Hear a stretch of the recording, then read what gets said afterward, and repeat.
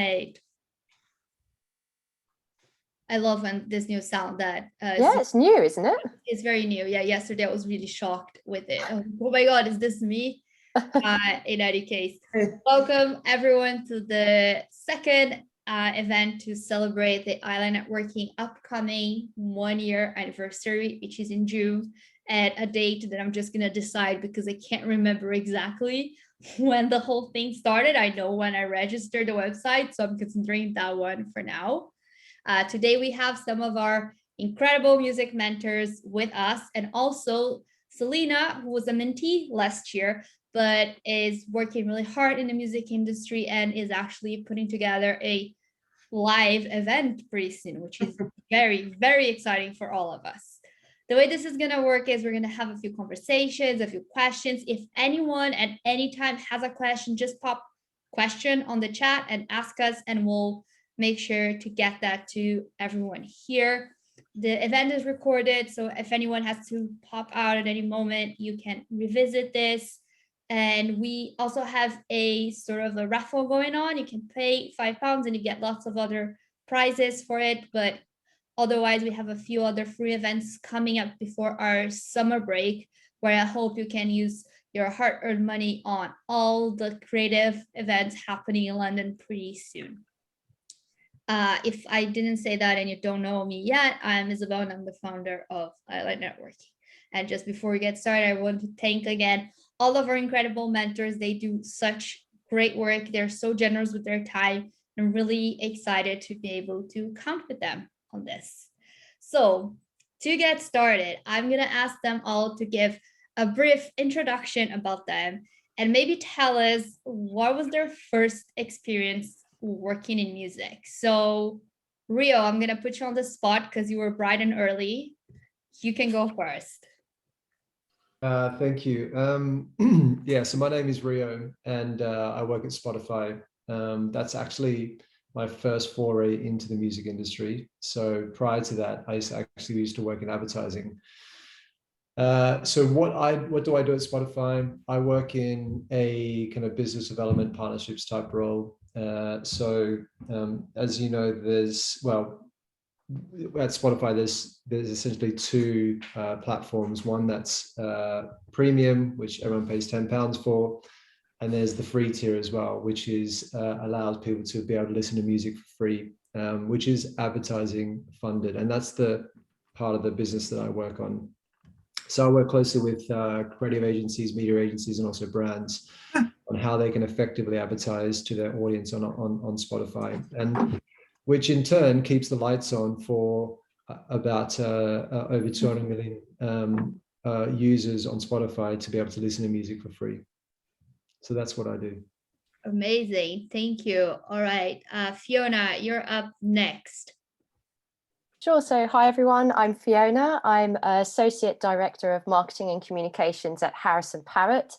HarrisonParrott is a classical music management agency. We manage basically the careers of classical musicians, so conductors, composers, instrumentalists, like pianists, classical guitar, etc. And we also take orchestras on tour around the world, and also have a sort of artistic consultancy part of the business too. So we do lots of different things in the classical music world. And my sort of job there is to basically be the brand ambassador, because we're very much kind of B2B focused in our business. We don't do the marketing for each individual artist. That would be quite a hefty amount of work, given that we have over 200. So I focus more on the B2B side of classical music, which is actually really interesting. And again, a bit like Rio, this is my first job in classical music. I dipped my toe into it about 5 years ago when I was working in the museum sector, where I worked at Handel and Hendrix in London, and we had weekly concerts there where we could have the grand total of 13 people in the room with an old harpsichord, which a colleague and I had to move every single week. And I can guarantee to you that a harpsichord is extremely heavy and difficult to move.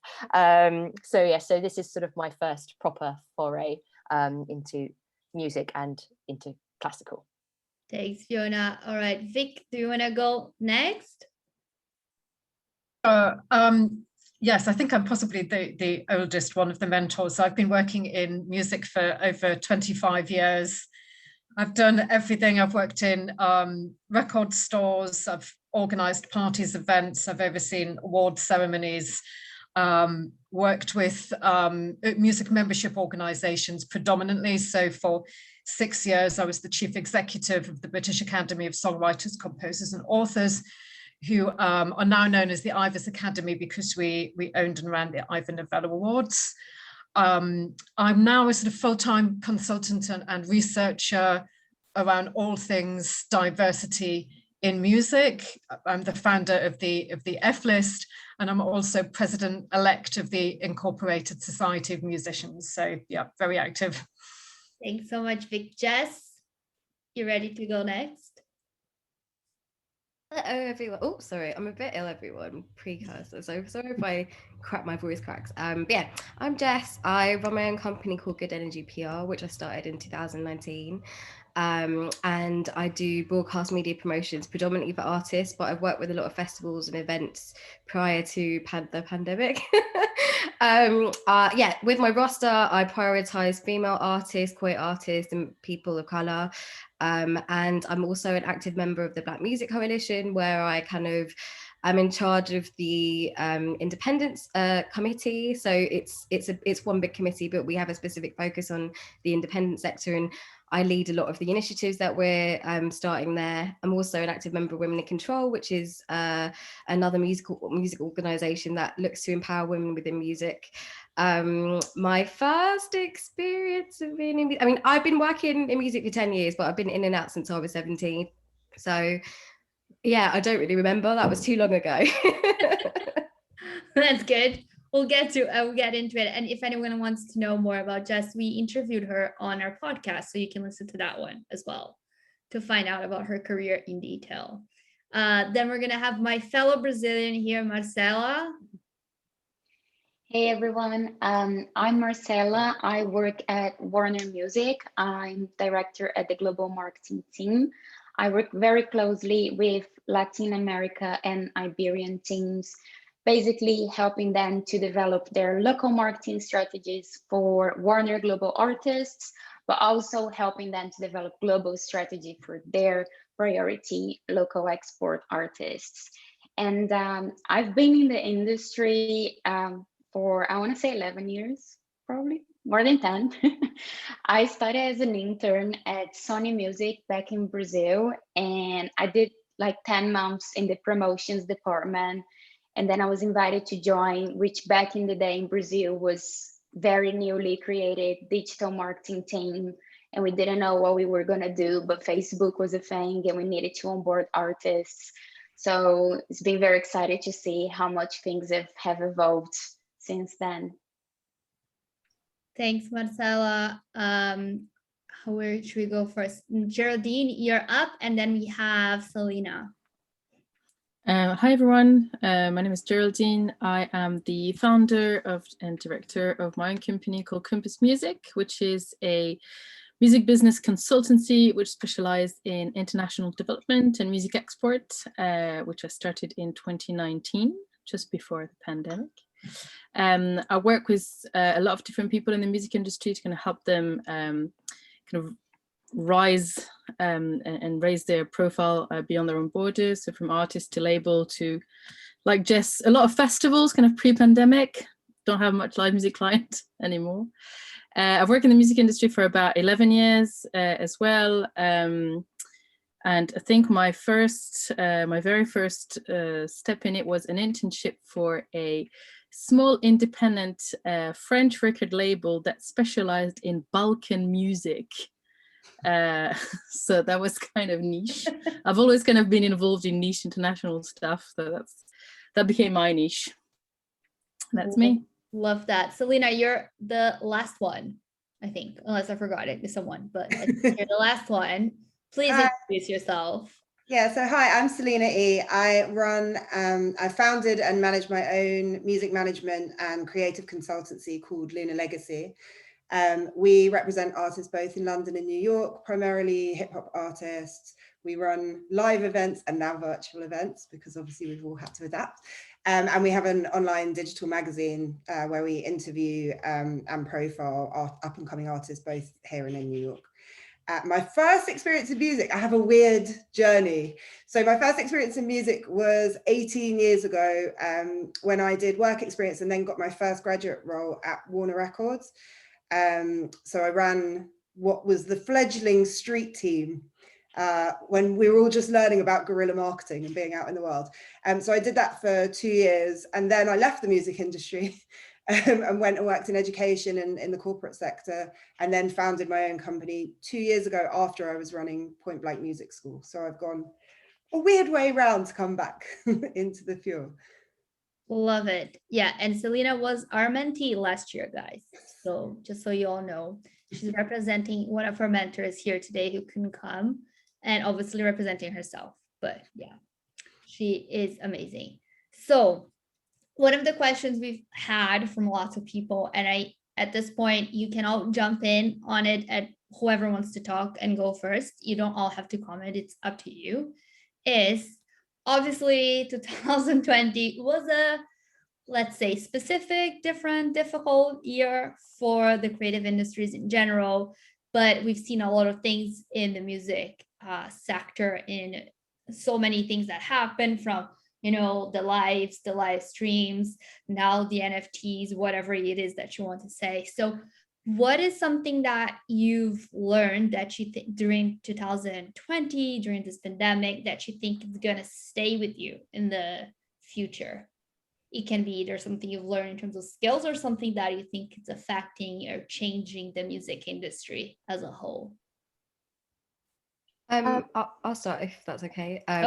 It's not necessarily something that I've learned. It's something that I hope the industry kind of takes away from this whole scenario. But I don't know how it is in other territories, but work-life balance is pretty non-existent in London in music. So I am kind of hoping that, as things had to become more flexible, that people will be of a mindset that prioritizing work-life balance is actually really important for people's mental health moving forward, and just generally making sure people have time to be creative in whatever they're doing is really important in order to kind of push things forward. And even looking at things such as diversity, people need the time and the space to be able to come up with solutions and work with diverse companies and environments and people, but all that needs time. So I guess, yeah, it's just people being more aware that we can't do a job 24/7. We need to have these time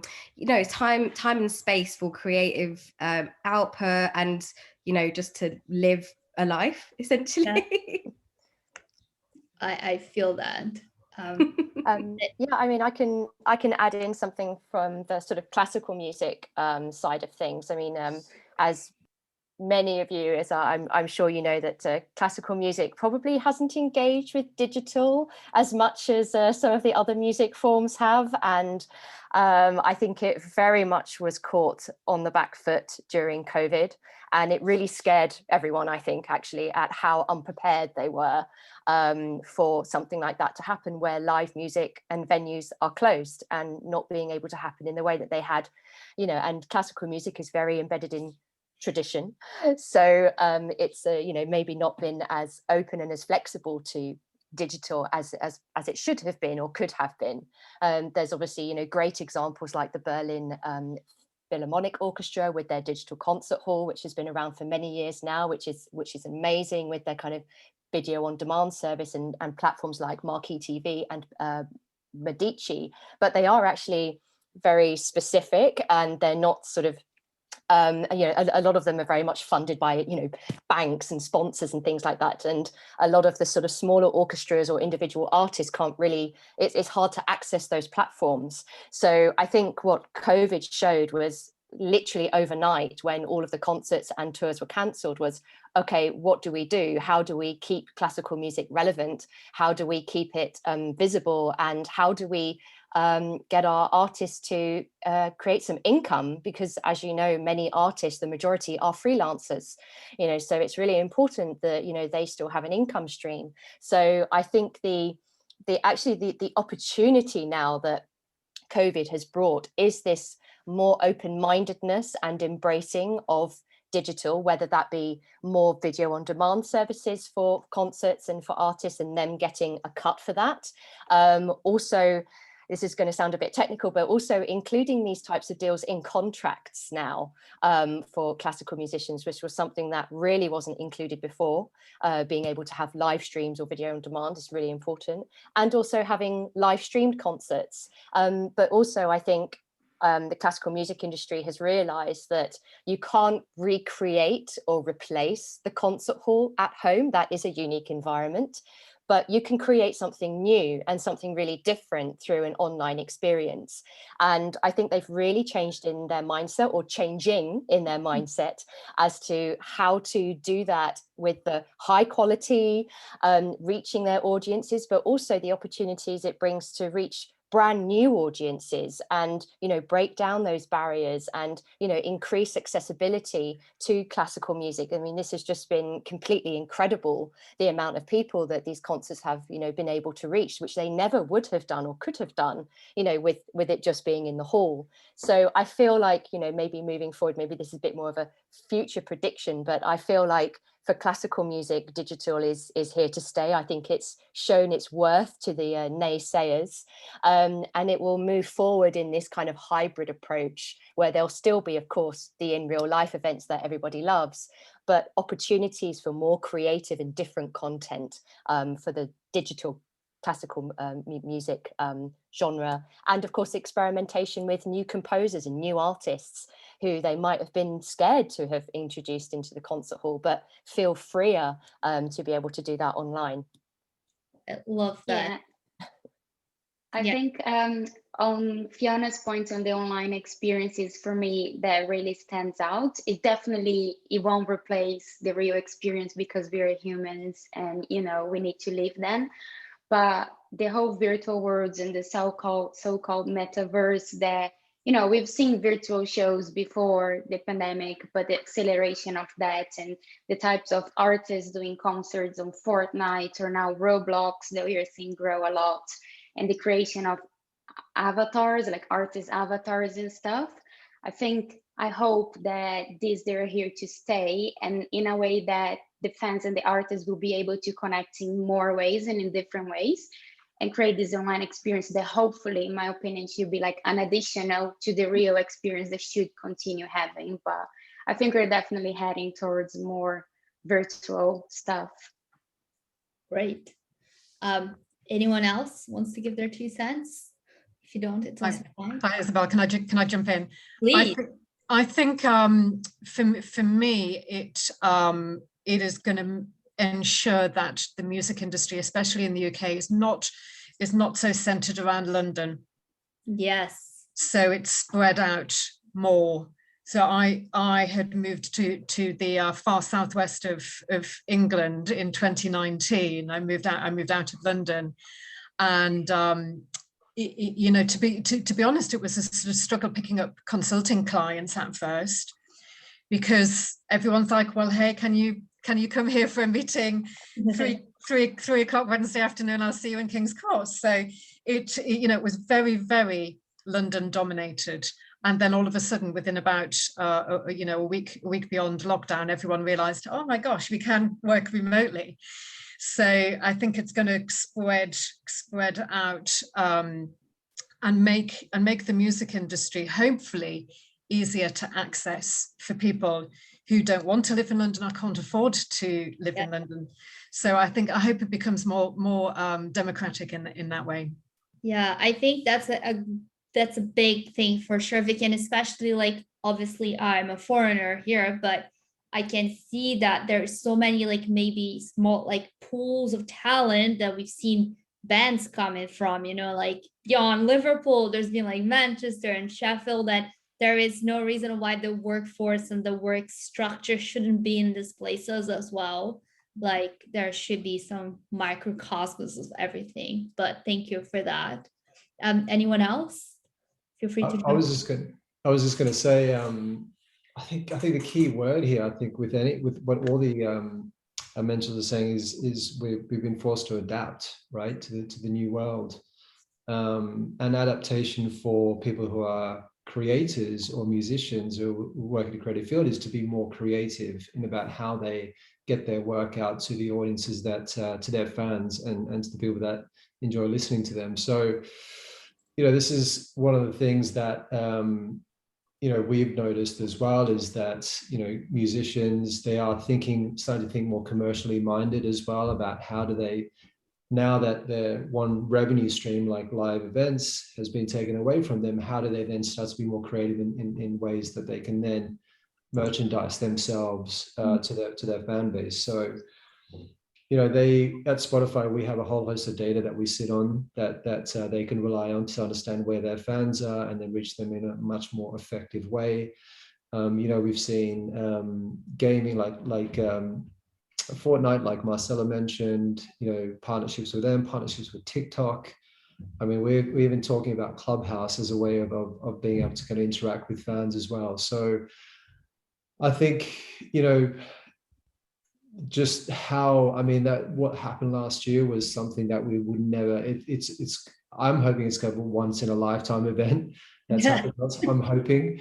But what it did, it showed the strength in how we can all adapt. I think it's not just related to the music industry. I think it's also relevant to a lot of other industries as well. So that's what I kind of learned from last year. Amazing. Thank you all. We've had, is anyone else wants to give their 2 cents? I'm happy to hear. Yes, no? Okay. One of the things that everyone asks me to ask you all is a more pragmatic approach to things. Well, basically, as you all know, IA networking is about bringing more people to the creative industries in front of the stage or behind the stage in any way that they want to do it. And obviously last year was very, very difficult for the creative industries, but especially for the live industry, which, you know, it's music, it's performance, it's festivals, it's theater, all of those things, it's the event crew and so on. So in your opinions, do you think, one, that the market is coming back, and two, if someone wants to break into the industry, and what would you look for if you would hire someone, either to be an employee or a colleague or a collaborator? How can people present themselves better, I guess? In the live music industry specifically, or overall? In your yeah, and in your opinion, in terms of the music sector, considering your context, of course, because you all bring different experiences to the table. I can bring the very small business point of view. So I started my business as just me, and last year, mid first lockdown, I decided that I had, at the same time, lost a lot of clients, but I've never had as much work. Like, I don't know about you all, but I've worked so much in the last year, it's insane. It has not quite down, even though the level of revenue and clients went down, but I still needed help. And the first person that I worked with, I kind of found by just posting like a couple of probably slightly very genuine, but not very typical posts on my LinkedIn, you know, saying basically like, I'm underwater, I need help. And I've always had a thing against cover letter. I think they're boring as hell. I think everyone sent the same thing. I think it teaches me nothing about your ability to write a letter or present yourself.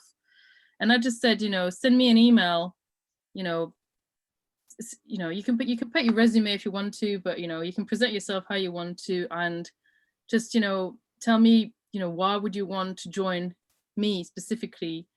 And, you know, it worked in this case, but it worked in any case of people that I've recruited before. It's just like, make sure that when you do an application, you tailor it to the person and to the company. Do not talk to me like you would talk to a recruitment agent at Universal, you know, like, you know, and consider the time. If you're applying to a small company, consider the time that it takes to review these applications. Like, I'm very mindful of everyone's time. You know, I've been the person applying years ago, and I remember how horrible it felt to not have an answer. Yeah. But sometimes you just don't have the time, because if I'm only me reviewing, dozens and dozens of applications, I just, can't. So make sure you tailor it right, and make sure that you show what makes you different from someone else. And it doesn't necessarily have to be through Ponzi sentences, it can be through,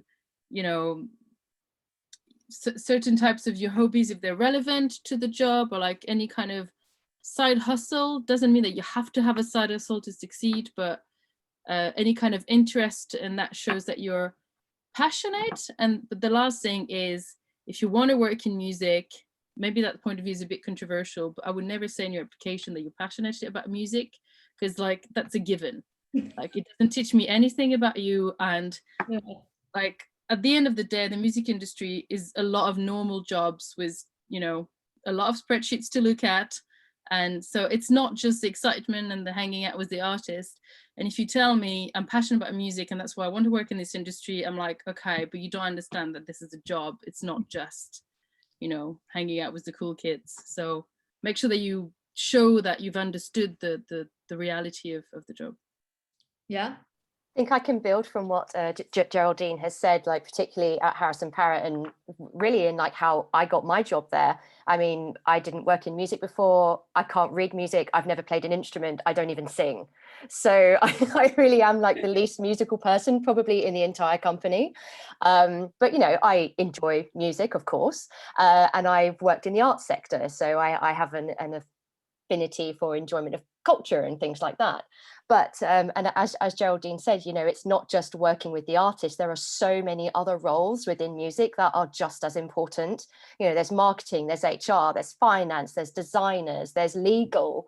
There's literally so many people that make the whole engine run. And there is a space for people to use different skill sets within the whole of the music industry. And for example, like when I applied for my job at HarrisonParrott, I couldn't talk about music because I had no skill base in that. All I could do was talk about the skills that I had and the experience that I had and how I would apply that to a role within the music industry. And that's what got me through the door, was that they wanted people who were enthusiastic about their company, about what they do, but understood how to do the job and how to approach it and how to apply the experience that they have to that specific role. And that's really easy to do when you look through a job description. I always look through it and I highlight all the things that I think that I would be able to do based on past experience. You're never going to completely 100% match a job description to everything that you've ever done in your life. Yeah. But I try and make everything relevant, or as relevant as possible. And that seems to, help with the application process, but also in the interview as well, because it gives you so many things to talk about. And, the music industry is always looking for, new ideas, enthusiasm, experiences that you've had from other industries, from other sectors that you can bring in and, maybe change a process or, change, the kind of software that might be used for something, if that's relevant to your particular role. Or you may have a totally new perspective on how to reach new audiences because you weren't that original audience, or you haven't had that audience experience of just working in music. Maybe you came from an art gallery. So you might have different perspectives on how an orchestra can reach new audiences via your experience of having worked in a different sector. So I think it's just, looking positively at all the different types of roles that are out there in music. And as Geraldine said, looking at all of those things and like how you can fit your experience into those roles. Yeah. I completely agree with you, Fiona. I think all skills are transferable. No matter what industry that you learn them in and what experience that you have, you can then apply that to a new sector, new company, new industry, or whatever. And I think if you make a good point about the fact that you bring a new set of thinking in terms of how you could apply some of that experience to a new company, and if a company is not willing to kind of bring in diverse kind of thinking into their organization, then do you really want to be a part of that company? Because all what they're looking for is like a cookie cut mold of what they expect someone to be. And if that's all that they want, then I'd question whether you'd want to be within that company in the first place, to join that company in the first place. So I think absolutely 100% spot on, Fiona. And I think as well, what I look for in someone that's kind of trying to join my team or join Spotify is it's less about their I look at enthusiasm. I look at what kind of energy, what kind of passion do they have, not just for music, but just to their character, and like, regardless of their education, where they went to school and they've got a MBA or degree in this, degree in that. I look for things in people who have the right attitude, who have got who are hungry, and wanting to learn, wanting to kind of get stuck in. So I think I take those kind of I guess softer kind of characteristics of people into account when I interview them. And also another tip is, like, do your research, like understand what company that you are, understand in and out what the company does and what they're doing, and then bring some of that knowledge, bring some of that to the interview as well. Yeah, I love that. Thanks, everyone. Anyone else? Free to... I might be a little controversial in saying this, because I'm perhaps seeing it from a different angle of not being in a company, of being a founder. But I think that the industry, when you look at the stats of who's employed inside it, is still pretty structured and stereotypical in the types of people that it's looking for. And there are still really big challenges in getting diverse people into the industry and getting new perspectives. I think when you're on the outside looking in, it can seem incredibly tribal. And I think rather than dwell in that in your moment in trying to apply and get into it, I think there are practical things that you can do in line with what's been said. First of all, the music business is a business. Understand the business. Don't think that it's just some fun place you can go to gigs for free and whatever else, which I know is something, certainly when I started at Warner's at 21, it kind of was a bit like that, to be honest. But I think, now it's really understanding the structures of that business and having the knowledge so that when you come to interview, you understand what the company does, you understand what they're looking for. But I think also there's a part of it which is DIY. Like, if you don't have those skills and you don't necessarily have that experience already, it's going out and being proactive, whether it's, while you're at university writing for your student magazine, or whether it's setting up your own events. Certainly from my point of view, when I started managing artists, we really struggled with how tribal London was to get bookings, to get them played on radio. So we set up our own events so that we could get emerging artists the first step on the rung, the first opportunity. We started our own digital magazine so that we could put other artists that we weren't managing on to give them that exposure. And I think you have to be really proactive to challenge some of the barriers that are going to get in your way. I don't want to say to people it's easy to get in, because it just isn't. You can have all the qualifications and the right attitude. It's making yourself stand out and differentiate yourself and pushing yourself to find new ways into what is a very closed sector at times. So maybe it's controversial, but that's my experience. No, yeah. So I was just going to add that it's a really good point about the diversity issue, which is very true. It's very much in classical as well, of course. And one of the things that we do at HarrisonParrott, which we're really proud of, is that we've partnered with Creative Access. I don't know if anybody has heard of it. They're absolutely incredible. And we do all of our recruitment via Creative Access to be able to open up opportunities to make the classical music world more diverse, because that helps with creativity and with new ideas, and it just makes it a better place. So that's something that we're a small company, and we're just a drop in the ocean, but we are trying our best. But I recommend to anybody listening in on this group, do check out Creative Access, because they have amazing opportunities on there, not just in music, but throughout the whole kind of culture sector, including TV and film and radio. They're absolutely incredible. So do check them out. I love that. Thank you. And go. Who is? Sorry, I just want to add one thing on we'll go through that, but on the where to find the jobs to apply. I think obviously, Isabel, you're doing a fantastic job at referencing a lot of the jobs. I think when I started, I don't know if it's changed, because the music industry has been in decline for a while, and that's kind of putting back up. But I had that feeling that there was not that many jobs around. But now that I know where are the jobs posted, I found that there are never a shortage of jobs. So there's kind of trends. So you always see marketing jobs all the times, more than, you would rarely see programming jobs or producing jobs and that kind of stuff. But if you know where to look, the jobs are out there. So just make sure that you dig for the right places and pages. I think on Instagram recently, there's been loads, on LinkedIn more and more, and throughout more networks, we've talked about women in control, there's the networking community, there's women in live music, for women in live music, there's a lot of group, like Find Your People, the Young Guns network, I think are really good. There's this newsletter called Youth Music, which provides shit tons of information, and they don't seem to be that strong on at what age do you stop being young officially. So that's quite good.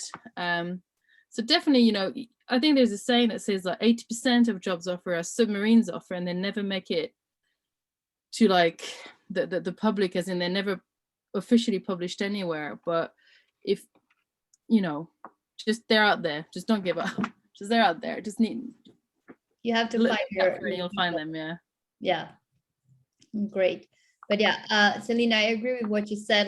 If anyone is listening, I had one experience with live music that was complicated when I was still a film producer, and then I was preparing to go to film school, and a friend from school was doing this project, and he told me, I'm selling out this venue every day, but we don't make any money. And I was, working as a producer, so I did a lot of Excel spreadsheets, and I was like, this doesn't make much sense. There's something wrong with how you're operating the venue. And so I got in and I did a run for them, and they finally made money. And then they sat me down and they were like, can you become our manager? And I said, and I was like, I will have no idea of what I'm doing, but yeah, sure, why not? So I agree, there's a little bit about going for things and trying yourself, that you can also create your own opportunities if you're in that mindset, if you're hungry for it, and things can happen. I think it is still a place for, as much as there are big labels and we have people here, some of our mentors who work in really established companies, there's also space for doing things on your own way or starting your own space, which is really exciting. And I think that's part of what makes it an interesting place, right? Because there'll always be new players. And Rio was saying TikTok wasn't a thing that people discussed a few years ago, and now there's a lot of big acts being discovered on TikTok, maybe they were 10 years ago on YouTube and so on. So I think it's always an exciting place to work. With that said, one of the things that obviously is on everyone's minds is the whole aspect of quality, diversity, all of those things that we talk about a lot. So I'd love to know, what do you think are some of the measures that can be done? What do you think are things that have been working so far, or anything that you like to call attention to? I know, Vick, you do a lot of work in that space, so maybe you want to start that out with what you've learned so far in terms of what still needs to be done, but what is working or not working. Sure. So I guess I've done research and campaigning and work in this area for about 10 years now. I published my first piece of research in 2011. I helped set up the diversity task force at UK Music, and now I'm doing a PhD looking at women's careers, and really doing a lot of consulting and training, working with lots of different businesses on what they can do to improve diversity routes into the music industry. And I think it really starts from data and from knowing where we are. So 10 years ago, when I first started looking at this, there was no real sort of statistics or, on where we were. And if you don't know where you are, people can deny things. So, I remember having conversations with people in the music industry maybe 15 years ago, and I'm like, do you think there's a diversity issue? You know, I don't see many women, and it would always be like, no, no, no, no, no, no, no, no, no. There's no problem here, nothing to see here. And but once you unearth the actual reality of the statistics, people are like, oh, okay, so it is bad. So research I published in 2019, looking at the rosters of over 300 UK record company rosters and music publishing rosters, showed that only 14% of publishing rosters were female. These are current in copyright rosters, living composers, and only 20% of artists. So that sort of matches the statistics I've seen from the Office of National Statistics, which show that only 20% of professional musicians are women. So that there is a long way to go, but at least we know where we are now. Yeah.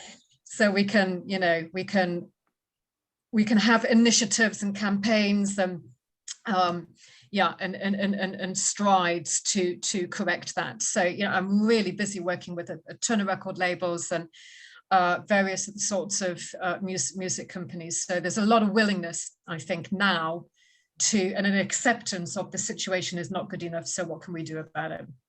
Do you feel, Vic, that the last year, with everything that happened, which we're actually going to celebrate 1 year now, has kind of propelled that a bit more, like had put more focus on it? Absolutely. And I think the Black Lives Matter campaign, you know, that really was a total paradigm shift. So 10 years ago, I was working with a company called the Alliance for Diversity in Music and Media. And that was a group that set up and existed for about 5 years. And they sort of disbanded quite a number of years ago because they just felt like they were shouting into a void and not getting anywhere. But now it's a totally different situation, and all of the all of the companies are really music companies are wanting to do something much more real.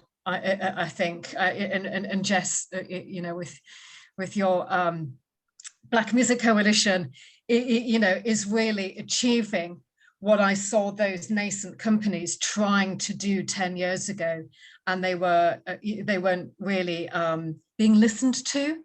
And now, well, I hope that they feel that they are being listened to. Jess, you have a specific focus on your roster as well, right? You're actually, I think, on an everyday basis trying to address some of that imbalance yourself. Is that? Yeah, I mean, you know, I come from an area of the music industry which was all white. I didn't see another person of color for like 5 years until I started my career. So I mean, I'd say, like, just with everything that happened in the last year, it's the only time that I've actually been able to be heard about speaking about diversity in any of these spaces. When everything kicked off last summer, I started doing talks across pretty much all the independent labels. It was about 40 to 50 companies. These were just like ad hoc Zooms that I'd set up because everyone kind of just seemed like they just were so unaware of all these things that people have to deal with every day, and, you know, the extreme lack of diversity and why it's problematic. So, you know, that evolved into me setting up the BMCI, which is the independent sector of the Black Music Coalition. And then also, you know, another, going along with what Vic said, another really I think important point for the UK music industry was the Women in Control report, Seat at the Table, which data analyze, which a lot of people don't think about these things, but it analyzed the makeup of all the trade body boards, and having that data there was just absolutely stark, and people, you can't ignore it. You know, there's been a bunch of different initiatives that have been launched for a few different companies. I feel like there has been a change in the sea, because it does feel like this is the first time people are willing to listen. Personally, you know, the experiences that I've had, it's just never been an option for that to happen. So yeah, I mean, it is really exciting to see what people are looking to do and kind of have set in motion. But I've been working on an advisory level across a lot of different companies, and there's a lot of people who have made some positive strides, but, you know, a lot of people have a really long way to go. I think at this point, it's more about having all that discursiveness turn into action, and like that will be the tipping point. Because I think a lot of things that we struggled with previously is seeing people say things performatively and then nothing actually happens. I mean, it took a year for the majors to tell everyone where they were using the money that they committed towards diversity. And I think actually just generally a bigger problem is people need to reset and reframe how they view diversity, because I think that the issue is that they see it as a problem to be solved, and it's not a problem to be solved, it's an opportunity for growth. So instead of looking at it in the negative way, trying to envisage it as like ticking certain boxes and putting pressure on yourself, you have to realize that as a company, if you become more diverse, then you're actually doing the company in good stead, because you will have new creatives, you will have new ideas, you'll get different aspects and perspectives, and that's actually what being in the creative industry is about. It's about perpetuating and supplying that environment. Yeah, I love that, and I agree, Jess. I think it is definitely an opportunity, and it's funny because if you think about music, the people in front of the music, the artists, a lot of the most famous artists of all time that people celebrate were people that were always at the fringe, because they were the weird ones and they were the ones who disrupted and created some of the most amazing things. So why shouldn't we look at the workforce in a similar way, right? Because you can't talk about one without the other, I don't think so. Yeah, I completely agree. Also, I think that like there's a weird thing around diversity where people think you need to solve one issue of diversity at a time. And it doesn't make sense to me, because I'm just like, no. You can't do that, because nothing ever gets solved. You can't eradicate, for example, systemic racism in a few years. It doesn't happen. So and also I think it just kind of creates more of an issue, because people, all issues of diversity are important. They're all equally important, so they all should need to be given equal weight. And trying to do this approach of like tackling one thing at a time, it's just not, it doesn't make sense to me. It just makes no sense. I agree. I love that. Does anyone want to comment on anything that they've learned, that they've seen that was working, or anything like that? I was just going to say, like, I just wanted to share a couple of initiatives that we've tried to do at HarrisonParrott. A couple of years ago, we really led on the initiative to try and increase the number of female conductors that were out there, and also not having them labelled as female conductors. They are conductors in their own right. And a lot of them don't like to be referred to as a female conductor, because they are a conductor as much as anybody else could ever be. And we really led quite a strong campaign a couple of years ago, which we're still doing basically, but we set ourselves a target of signing 10 women conductors. And, you know, but we also had to make really clear to the industry that we weren't just sort of signing artists who just because they were female. We were signing really talented individuals who were really contributing to the classical music industry and had something to say. You know, they were on a par with men. And it was really sad that we even had to do that we had to justify that these women were high quality conductors. Of course they are. So it's still a battle that's being fought, but we are trying from an agency perspective to try and do our best with that side of things. And the other thing that we did in 2019 for our 50-year anniversary was we actually created a charitable foundation called the HarrisonParrott Foundation, which is the first, as far as we are aware, of any classical music agency setting up a charitable foundation like this, specifically to tackle and support and champion diversity and inclusion within the arts.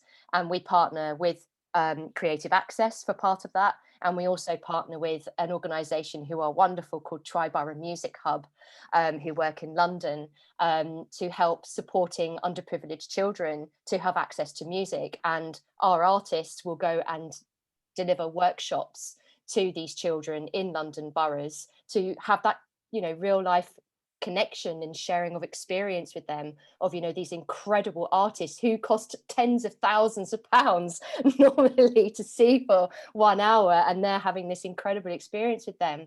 And, you know, we just kind of felt that, you know, it's great that we're, you know, helping, you know, with the creative access side, you know, to help actually bringing people in at the kind of office level, but we want to start from the grassroots level too, and actually inspire young children to be interested in and have access to classical music, and inspire them to potentially want to have careers in classical music, whether that's on the kind of more admin side or to be musicians themselves. I love that. Thank you. Okay, guys, I know we're running out of time, so I'm going to ask one last question, which I feel like Geraldine, Selina, Rio, Jess, maybe you might be the ones who have more to say, but we'll see. Basically, we've had some independent musicians asking questions about, all right, it's 2021, I'm setting myself up, I'm an emerging talent. What are the best practice? Should I focus on having lots of streaming? Is there a way to do that? Should I focus on getting my song on the radio? Should I try to get gigs? What advice would you give any emerging talent starting right now? I could start. Yeah. I would say focus on two things: your music, make it good, make it original, and audience development, and the rest will follow. Focus on your audience, like build a relationship with your fans, understand why they are your fans, like who are they, get to know them, message them, hang out with them. They're the one buying your music. Everyone else will only come if you have an audience that they can, you know, advertise to. And I may be super old-fashioned in my ways, even though I'm not that old, but I still think in 2021, with all of the trends that there is two things that I think are very good as a way to portray yourself as an artist: is a decent website where you can analyze the view, and a mailing list. Build a mailing list. We have all downloaded Clubhouse and probably forget it in our phones and TikToks and all of the social medias, but when was the last time that you changed your email address? You probably had one in high school, which was ridiculous, and then you moved on to a first name dot last name when you got your first job to put on your CV, and you're still signed up to all this mailing list. And it's a data war. The promoter will have the emails of your fan, your label will have the email of your fan. You need to have the email of your fan and make sure that this is included in any contract that you can. This is your value, this is your audience. Build this relationship with them direct. Amazing. Thanks, Geraldine. Anyone else wants to give their 2 cents? I just wanted to add a quick one to that. I completely agree with what you said. I also think that it's really important to just clear yourself up as much as possible. Like, I work in an all music house, and obviously we've been working together this entire time. So we hear each other's stories. And I think, like, one thing, you can't just make good music now as an artist. You need to understand the way the industry works. You need to understand how streaming works, where to, you know, what playlists are going to be more effective for you. You need to be making those personal connections with people in the industry. It's more important than anything else, because right now, you know, the lines that were kind of defined in previous years, like when I started in music like properly 10 years ago, they don't exist as much now. Everything is kind of blurred, and it's not just down to your, for example, if you're really putting out a record and you've got a promo team, you're signed to a label, it's not just down to them to do their jobs to make the connections happen. People will buy into you as an artist, and you need to do that extra work as well. But anything else that you can do to make sure that, like, you understand, you know, how to drive a campaign, what's going to work, where you know, your support is, and where things will work. That's really important to have as an artist, to have that fundamental knowledge.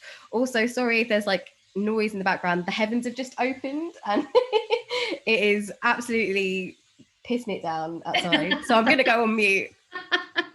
Thanks, Jess. Anyone else give their 2 cents to some amazing talent out there? Sorry, Ria.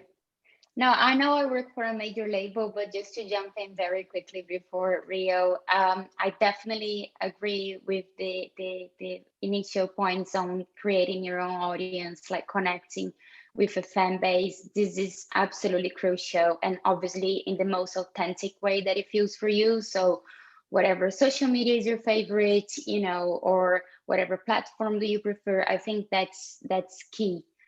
Because then it doesn't matter which platform your song will be on, or, you know, which venues you're gonna play, you're gonna have a core like fan base that it goes with you, you know, and that's key. I think that's kind of the heart, along from side with creating great music, obviously, the Geraldine mentioned.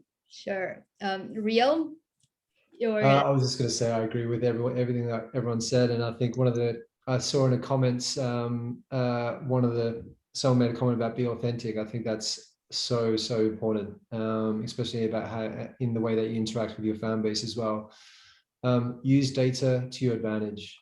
Use data because there's platforms out there that where you can understand where your audiences are, how much they're listening to your music, and all sorts of data that you can use to then make informed decisions about how you want to interact with your fans.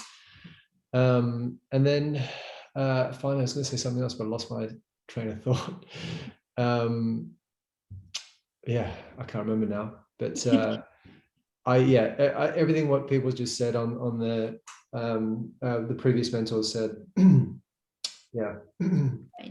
Thanks, Rio. Anyone else? Selina, you were going to say something. Yeah, I was kind of going to say the what not to do, which is obvious perhaps if you're in the industry, but I think the chasing streams, paying to be on playlists, the idea that, you're visible in that way as a value is completely false.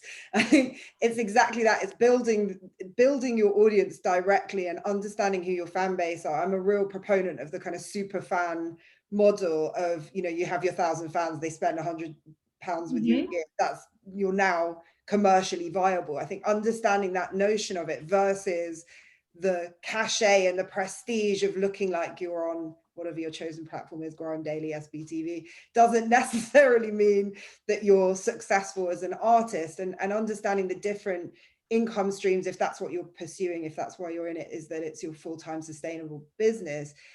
Whether that's songwriting, whether that's having a publishing deal, whether that's knowing, what your niche is. I think that's really important for independent artists to understand, because I meet so many people that are like, oh, but I want 50,000 streams on my next song and I don't really care how I get it. It's like, well, that's actually going to cost you more than it's going to benefit you. And I think having an understanding that is really important. Thanks so much, Nina. Okay, guys, we're going to wrap up. So before we go quickly, can I ask all of our mentors to say either something they're really looking forward to music-wise in this coming years, it can in this coming months, it can be a festival, an event, a feature, or just an artist that they're really enjoying that everyone should know about. So I'm gonna call on names, okay, so that it's fair. Right, so I'm gonna start from the bottom, from who I can see. So Vicky, you are first. Sorry. Oh gosh, yes, caught me off guard. I'm putting together, well, my daughter is helping me put together a drum and bass playlist from the F list. That's going to be our next playlist. So I'm looking forward to my daughter introducing me to all of the really cool drum and bass female musicians in the next few weeks. I love that. Okay, Jess. I really don't know. Okay, I'll just be like a typical plugger and talk about one of my own artists. So one of my artists, Mickey Blanco, is going to release an album soon on the 18th of June. I have been a Mickey Blanco fan for a really long time. I'm so happy I finally get to work with them. They are currently also, if anyone here listens to the radio, they're doing an artist in residence show on Six Music. So listen in. Amazing. All right. I have Geraldine next. On a personal, professional base, I'm looking forward to launch a project that I've been working on for months in the backstage, which is going to be a digital platform allowing to connect music industry professionals from around the world through online courses and through consulting. So that's my big project that I'm hoping to see come to function soon. And I'm also looking forward to standing gigs after years of feeling like I'd like to sit. No, I want to stand. So yeah, looking forward to a party, really. I love that. Okay, Rio, it's on you now. I'm the same. I'm looking forward to something in real life, and traveling potentially somewhere to go and see an artist or a different festival. I think that's what I'm kind of looking forward to. Love that. Okay, Marcela. Yeah, I was thinking I was using the time to think, but I'll go with what Rio said. I'm definitely looking forward to one, seeing artists live and traveling, and in a personal level meeting my colleagues, because I joined Warner 3 weeks before pandemic. So it's been all virtual so far. So I can't wait to see people in real life. Amazing. So Selina and then Fiona. So mine is imminent. I'm looking forward to tomorrow because we've got the relaunch of our showcase and open mic night, Say No More in Shoreditch. Any independent artists, sign up, come through. We love to meet new people, see you guys shall. And also having my artists who I manage, Natty P DJing, K-Dot Melody performing, and then our New York special event, fingers crossed if they let us back in August, with Nick Moody, the other artist I manage. So I'm excited for real life events and hosting. Amazing. All right, Fiona, you are going to close us. Oh my goodness. Well, the pressure. Well, I think for me, during the pandemic, we launched our own live streaming platform called Virtual Circle, which has been a whole new experience for us, seeing as we were always the backroom boys and girls before. So I'm really excited to be continuing with that and to actually be part of the development team for that as well, and working on the interactives to try and help audiences have an incredible online experience. And I'm really excited about the concerts that we have coming up on there. We have like some really cool album launches, as well as piano recitals and full concerts and things like that. But I'm also really excited that we're going to be building a video on demand service as well as just the pure live. So that's quite a big thing for us.